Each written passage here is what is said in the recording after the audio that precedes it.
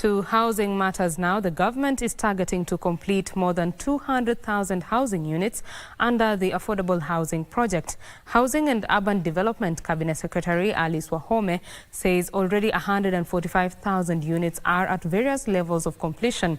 The CS was addressing delegates during the International Construction Research Conference and Exhibition in Mombasa County.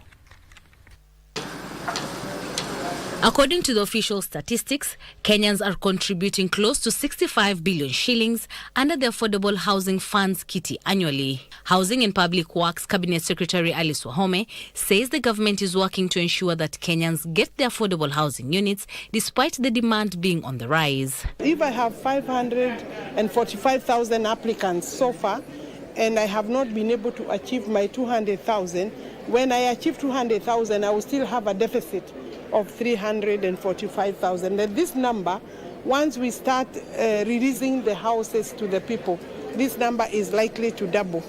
Wahome says by February next year, 200,000 affordable housing units will have been completed and handed over to the owners. You know, we are only counting what is direct within our projects, but a contractor may have other projects that are benefiting from our work.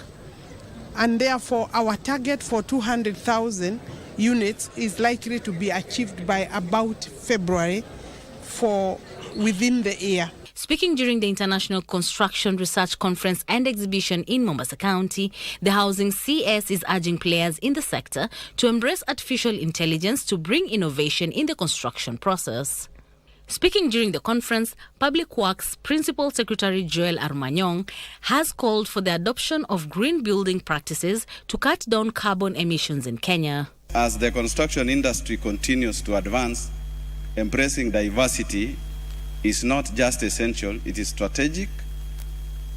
And by providing diversity and inclusion, the construction industry can unlock new opportunities, overcome challenges, and build a more resilient and prosperous futures for all stakeholders.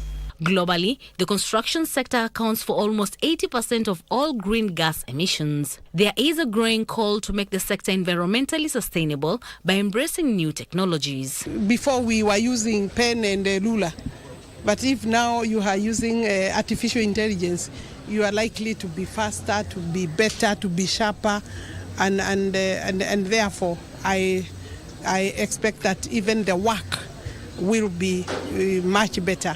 However, it is an area that requires a lot of transformation, a lot of discussion, because we also need supportive policy and legislation so that we can start talking about implementing. The three-day meeting brings together built environment experts from around the world to discuss the state of the industry and address emerging issues.